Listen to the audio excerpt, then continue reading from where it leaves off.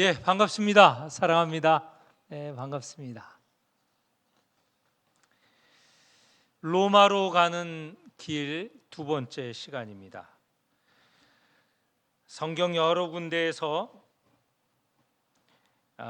바울이 로마로 가기로 참으로 바랬다는 것 우리는 여러 번 들어서 또 읽어서 알고 있습니다.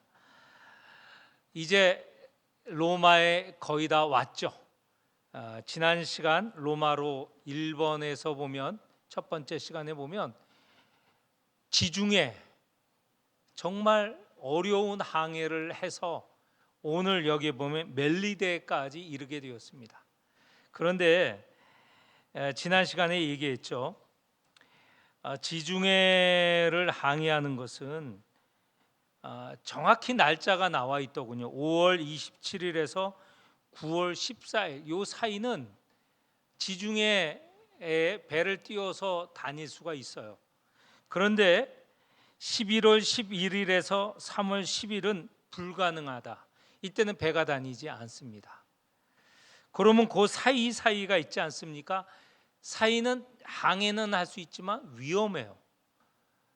바울이 죄수로서 탄 배, 이 배가 언제 출발을 하냐면 불가능한 항해도 아니고 안전한 항해도 아닌 항해는 할 수 있지만 위험한 기간에 배가 떠났어요.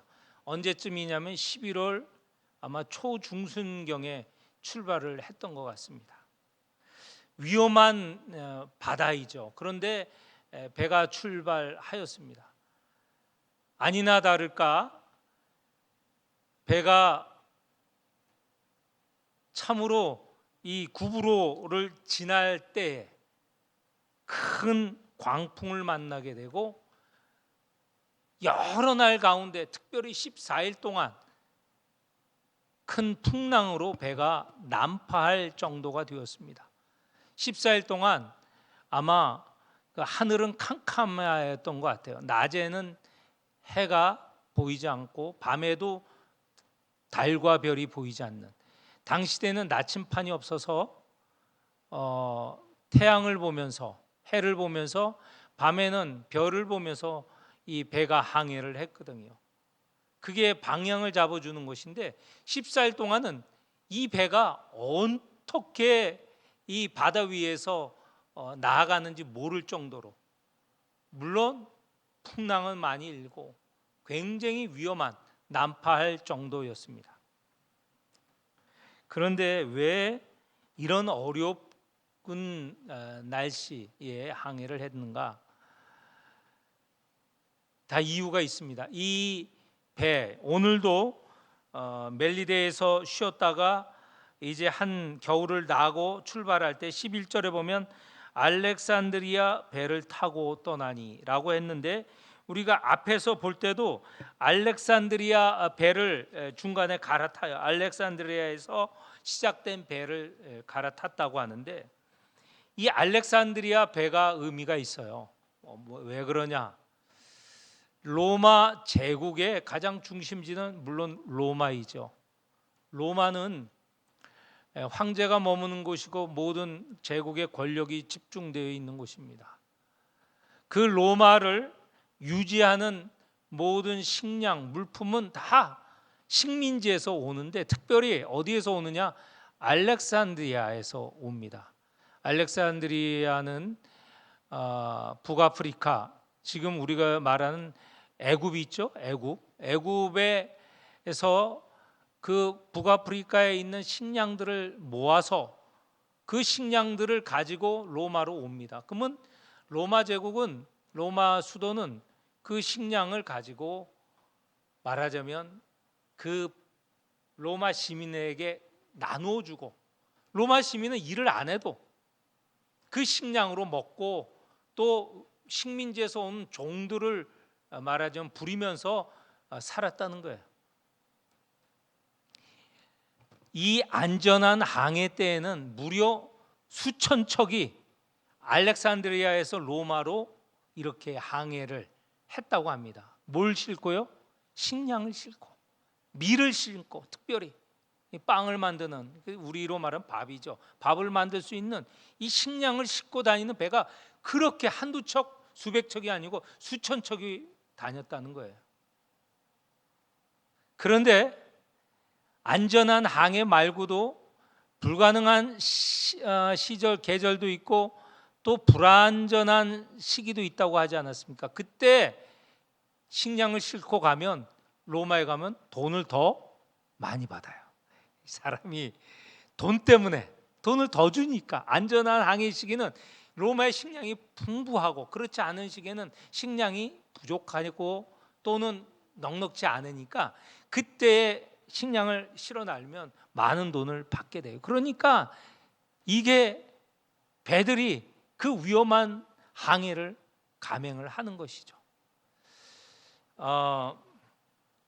사도 바울이 중간에 이 14일 동안 항해하다가 그 배는 깨지지 않았습니까? 이 멜리데 앞바다에서 깨지게 되는데, 여기도 마찬가지로 식량을 날랐던 것이죠. 마지막 순간에 우리가 성경을 보면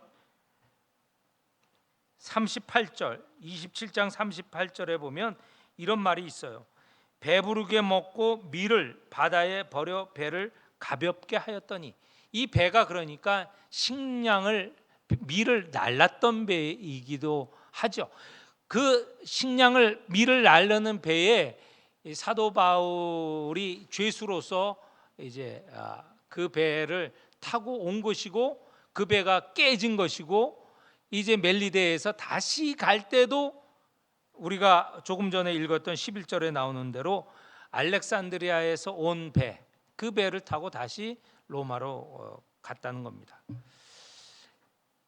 알렉산드리아에서 로마로 가는데, 안전한 항해 시기에 보면 로마에서 알렉산드리아 갈 때는 불과 한 14일 정도면 갈 수 있었대요. 왜냐하면 동남풍이 불어서 배가 돛에 그냥 바람이, 아주 좋은 바람이 불어서 쉽게 알렉산드리아까지 가는데, 알렉산드리아에서 로마로 가는 것은 바람이 그렇게 동남풍처럼 좋은 이 북서풍이 불어야 되는데, 그게 아까 말한 안전한 항해 시기에 불어오고, 그래도 이 배가 돌아서 가야 될 수밖에 없는 그런 상황이어서 시간이 많이 걸렸다는 것이죠. 다시 말해서 이제 위험한 시기에 배가 출항을 하게 되고 항해를 하다가 먼저 이 멜리데 앞바다에서 배가 하나 침몰하지 않았습니까? 그처럼 침몰한 배가 많아서 현재까지 이 로마와 알렉산드리아 이 지중해 연안에 다니는 배가, 침몰한 배가 무려 600척이나 지금 발견됐답니다. 그러니까 발견되지 않는 배를 생각해 본다면 수많은 배가 위험하게 항해를 했던 것이죠. 자, 이제 그렇게 배가 깨지고 구조된 섬의 이름은 멜리데입니다. 28장 1절에 보면 멜리데, 오늘날 보면 이탈리아 반도가 있고, 이탈리아 반도 남서쪽에 시칠리아가 있어요. 시칠리아. 그 밑에 섬이 멜리데인데, 지금은 몰타라는 나라의 이름입니다. 몰타라는 나라인데, 그 섬이, 몰타 섬이 이 사도 바울 시대 때는 멜리데라고 알려진 겁니다. 거기에서 이제 구조가 됐어요. 그게 1절의 상황입니다. 그런데 당시대 그 시기가 어느 시기냐? 우리가 본대로 출항을 10월 초순경에 있기 때문에 이때 배가 언제쯤 깨졌냐면 한 3개월 머물러서 3월 달에 이제 출항을 했다면, 안전한 시기가 3월 11일이라고 했잖아요. 그럼 역순으로 돌아가 보면 한 11월경에 이제 멜리데 섬에 오지 않았나. 11월 말이나 12월 초순에 이 멜리데 섬에 도착한 거예요. 지금 배가 깨지고 깨진 배 속에 나와서 멜리데에서 구조되지 않았습니까? 그러면 바다 물 속을 들어갔다 나왔다 하면서 얼마나 추웠겠습니까? 그걸 좀 기억하면, 상상하면 2절 3절 이하가 이해가 됩니다. 그때 비가 오고 바닷물 속에 뭐 완전히 잠기지는 않았지만 이 멜리데 섬에 배에서 깨진 배에서 남판 배에서 이 멜리 섬까지 오는데 바닷물을 이제 뒤집어 썼고, 또 마침 비가 오기도 하고, 계절은 겨울 아닙니까? 그러니 얼마나 추웠겠어요. 2절입니다. 비가 오고 날이 참해. 원주민들이 이제 그 구조된 사람 몇 명이라고 그랬죠? 276명이에요. 276명. 37절에 보면 276명이 이제 구조가 된 건데요. 이 많은 사람을 원주민들이 그래도 동정을 하여서 그 몸을 따뜻하게 하려고 이 땔감을 가져왔어요. 그리고 불을 피워서 영접을 하는데, 바울이 나무 한 묶음을 가지고 이제 불에 넣는 일에 같이 참여했던 것 같아요. 그런데 그 나무 가지 안에 독사가 있었습니다. 독사가 바울의 손을 꽉 물었죠. 이 원주민들이 이제 저 사람 아마도 이 바다에서는 구조가 됐지만 저 독사에 물린 걸 봐서 저 사람은 죽을 것이다. 바다에서는 살아났지만 아마 저 사람은 불의한 사람이기 때문에 독사에 물렸겠고 죽을 것이다 예상을 했어요. 그런데 5절 6절 지나면서 보면 상하지도 않고, 6절에 보면 그 독에 물려 독이 온몸에 퍼지는데도 붓지도 않고 또 죽지도 않았어요. 그러니까 처음에 이 독사에게 물렸을 때는 저 사람 아마 살인자이기 때문에 그 심판을 받고 독사에 물렸다, 이렇게들 생각을 했던 것 같아요. 4절에 보면, 중반에 보면 진실로 이 사람은 살인자이기 때문에 독사에 물렸다라는 거예요. 그런데 죽지 않고 멀쩡한 걸 봐서 깜짝 놀란 거죠. 그리고는 말을 바꿨어요. 6절에 보면 바울을 보고 뭐라고 했어요? 신이다. 신이다. 이 고대 사회에 보면 이렇게 놀라운 모습을 보면 신이 보낸 사람이거나 아니면 신이다, 이렇게 착각들을 자주 한 것 같습니다. 신이라고 오해를 했습니다. 물론 바울은 그때마다 자기가 신이 아니다라고 설명을 하죠. 아무튼 이렇게 바울이 독사에 물려도 죽지 않는 일이 생겼습니다.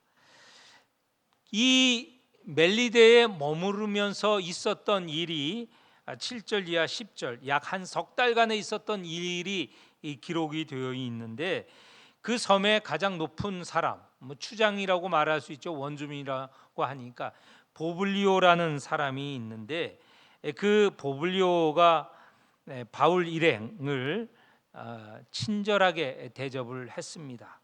그런데 마침 보블리오 부친이 열병과 이질에 걸려서 누워 있었는데 바울이 들어가서 기도하고 안수하였더니 낫게 되었습니다. 이게 또 이제 대단한 사람, 대단한 역량을 발휘한 거죠. 그러니 이 섬에 있는 사람들 가운데 다른 병자들이 또 찾아왔습니다.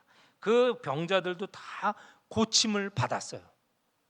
그러니까 이 바울과 일행, 아마도 여기에 276명인데 이 모든 사람들이 대접을 잘 받았으리라 생각이 됩니다. 그래서 결국 11절에 석 달 후쯤이 이게 멜리데 섬에 들어온 지 석 달 정도 지내고 이제 3월 11일이 지나서 항해할 수 있는 안전한 시기가 되었던 것 같아요. 그렇게 나올 때에는 그 전절에 보면 10절에 보면 우리 후한 예로 보블리오가 추장이 그 바울 일행을 대접했고 떠날 때 쓸 것을 배에 또 가득 채워 주었습니다. 그래서 11절에 보면 떠나게 되었는데 멜리데를 떠나게 되었죠. 떠나게 될 때 또 어떤 배를 탔느냐? 알렉산드리아 배를 탔습니다. 이건 이미 설명을 드렸죠. 알렉산드리아에서 식량을 싣고 로마로 가는 그런 배였고요. 그 배를 타고 12절에 보면 수라구사에 대고 13절에 보면 레기온에 이르렀고, 이거는 수라구사 레기온은 그 아까 말했던 이탈리아 남서쪽에 있는 섬 시칠리아에 있는 도시들 이름입니다. 이 도시들을 지나고 그 다음에 13절 하반절에 보면 남풍이 일어나서, 그러니까 남쪽에서 바람이 부니까 이 배를 타면 북쪽 로마 쪽으로, 이탈리아 반도 쪽으로 향하게 되는 것이죠. 그래서 내렸던 도시가 보디올입니다. 드디어 바울과 그 일행이 이탈리아 로마가 있는 그 지역, 이탈리아, 지금이야 이탈리아지만 그때는 다 로마죠, 이름은. 그런데 땅 이름은 이탈리아죠. 우리 성경에는 이달리아라고 그렇게 부르는데, 이달리아에 도착했습니다. 이제 로마로 가는 것은 육지로 가게 되는 것이죠. 그런데 이 보디올에 보니까 교회가 있었던 것 같아요. 14절에 보면 거기서라고 했을 때 13절 보디올을 말하고 지칭하고 형제들을 만나 그들의 청함을 받고 이레를 함께 머무니라. 그러니까 보디올에 갔더니 이미 이 이달리아 반도에, 이달리아 지방에 교회가 있었던 것이죠. 그 교인들이 바울을 초대해서 이제 7일 동안 편안하게 머물 수 있었습니다. 그리고 난 후에 14절 하반절에 보면 그래서 우리는 이와 같이 로마로 가니라. 이게 이와 같이라는 말이 해석이 좀 쉽지가 않은데, 요걸 새 번역에는 이렇게 번역이 되어 있어요. 그런 다음에 드디어 우리는 로마로 갔다, 이렇게 번역했어요. 그러니까 보디올에서 7일 머물고 이레를 머물고 그 후에 이제 회복한 후에 로마로 가게 되었다, 이렇게 되어 있습니다. 15절에 보디올에서 출발했는데 15절에 그곳 형제들이 우리 소식을 듣고 아비오 광장과 트레비스 타베르네까지 맞으러 왔다. 그러면 이 아비오 광장과 트레비스 타베르네까지 온 사람은 누구냐?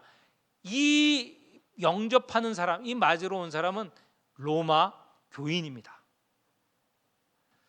아마 보디올에서 7일 동안 머물고 있을 때 보디올의 교인들이 로마에 가서 우리의 형제 바울이 지금 보디올에 있고 로마로 향한다, 이렇게 전달을 했겠죠. 그러니까 로마 교회 성도들이 바울을 맞이하러 지금 남쪽으로, 여기에 나오는 대로 아비오 광장과 트레이스 타베르네까지 내려오게 되었습니다.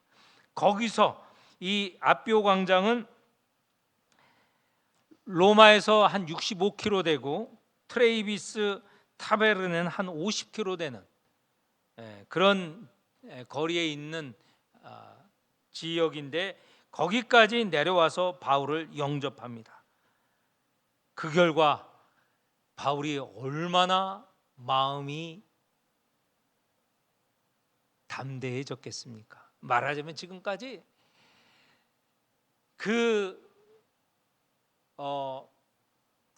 로마에 오려고 먼저는 예루살렘에 갔잖아요. 예루살렘에 잡혔고 바로 또 거기서 로마에 온 게 게 아니고 가이사랴 도시에서 무려 2년 이태를 감옥 속에 잡혀 있었거든요. 그리고 로마로 온다고 했는데 이 시간 첫 시간에 처음에 얘기했던 대로 바다에서 얼마나 큰 어려움을 겪었습니까? 그리고 멜리데에 도착하여서 또 거기서도 독사에 물리고 또 그런 과정에서 바로 온 것도 아니고 석 달간 거기서 머무르게 되었고 이제 이렇게 이 아비오 광장과 이 또 트레이스 타베르네 여기에서 올라오면서 로마 교인을 만나게 되었습니다. 그렇게 그리던 그렇게 목적하였던 로마 교회가 이제 눈앞에 다가왔어요. 이제 만날 수 있는 거예요. 이 로마에 가서 제일 먼저 찾아가려고 했던 로마 교회 교인들이 지금 여기까지 자기를 맞으러 온 것이죠. 15절 우리 같이 한번 읽어보겠습니다. 15절 그곳 형제들이 우리 소식을 듣고 아비오 광장과 트레이스 타베르네까지 맞으러 오니 바울이 그들을 보고 하나님께 감사하고 담대한 마음을 얻으니라. 참 많이도 이 시간에도 많이도 얘기했던 로마가 이제 앞에 두게 되었고 이 시간에는 로마 교인들을 만나게 되었다는 것이죠. 그러니 그 오랜 기간 준비했던 로마도 보아야 하리라 하는 이 바람, 이 희망이 지금 마침내 이루어지게 된 것입니다. 하나님께 감사하게 되었죠. 그리고 또 로마 교인을 직접 보게 되니 그동안 여러 마음이 교차되었을 겁니다. 물론 그 마음 중심에는 하나님께서 인도하시고 또 하나님께서 이 풍랑 가운데서도 죽지 않을 것이다. 내가 너와 함께한다. 인도하리라. 너 배에 탄 이 사람들 다 살리리라. 이런 말씀을 해주셨지만 어려운 가운데 죽을 그 사경 가운데 들렸던 말씀이잖아요.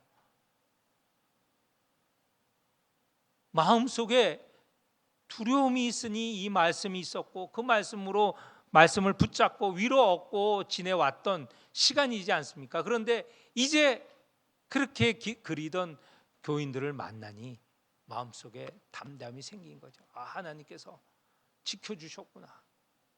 여기까지 인도해 주셨구나. 내가 지금 그전까지 봤던 환상 또 그전까지 들렸던 주님의 음성 이게 이렇게 이루어졌구나 할 때 얼마나 큰 믿음, 용기가 생겼겠습니까? 그리하여서 이제 다음 마지막 시간인데요. 로마에 도착을 하고 로마 안에서 이제 앞으로 하나님의 말씀을 전하고자 하는 그리고 로마 교회의 도움을 받아서 더 큰, 더 넓은 지역으로 선교를 나가려고 했던 바람 그것이 이제 갖고 있었는데 로마에 마침내 이르게 된 것이죠. 그래서 다음 주 수요일에는 우리가 마지막 시간 사도행전 마지막 시간을 갖게 됩니다. 이미 말씀을 드렸던 대로 하나님께서 바울을 이 로마까지 인도하셨습니다. 우리가 알고 있는 전설이지만 역사적으로 그렇게 믿어지는 것은 바울도 로마에서 순교를 당한다고 합니다. 그게 성경 어디에도 기록은 되어 있지 않고 역사상 분명하게 그 당시에 순교의 상황을 그려놓은 그런 글은 없습니다. 그러나 로마 교회에 내려온 믿을 만한 말들 가운데는 바울이 로마에서 순교를 당했다.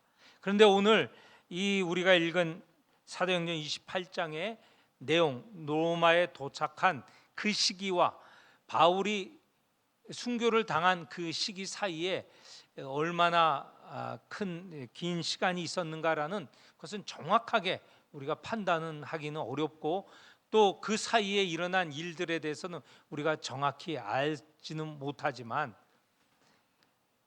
로마에 도착한 이후 바울이 순교를 당하기까지 바울의 복음 전도는 끊임이 없이 담대하게 전파되고 또 이루어졌다는 것은 우리가 틀림없이 알 수 있습니다. 그것은 디모데 후서라든가 이 다른 여러 바울의 편지를 보면 바울이 계속되는 이 고난 가운데 복음을 전하는 일은 그침이 없었다라는 것을 우리가 알게 되는 것이죠. 하나님께서 인도하셨습니다. 로마까지 인도하셨습니다. 바울은 그렇게 인도하신 하나님께 감사했고 또 담대함을 얻을 수 있습니다. 이 경험이 방금 말씀드린 순교할 때까지 바울로 하여금 계속적으로 복음을 전하게 한 그런 힘이 되기도 하고 근거가 되기도 할 것입니다. 오늘 우리는 어떤 하나님의 인도를 받고 있습니까?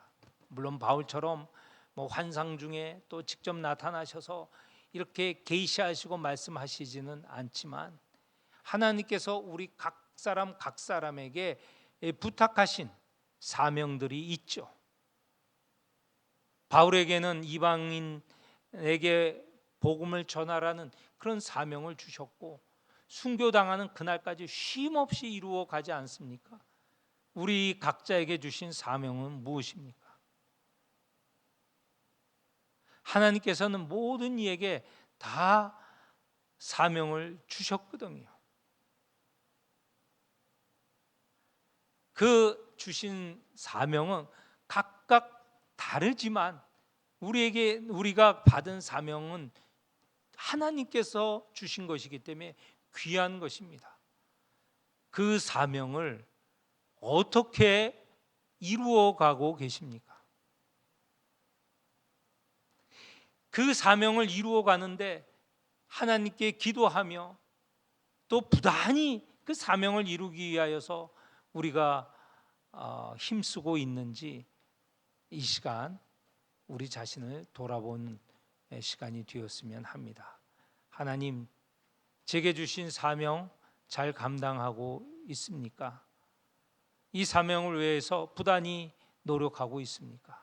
이 사명을 위하여서 내가 얼마나 수고하고 있습니까? 기도하는 시간이 되기를 축원합니다.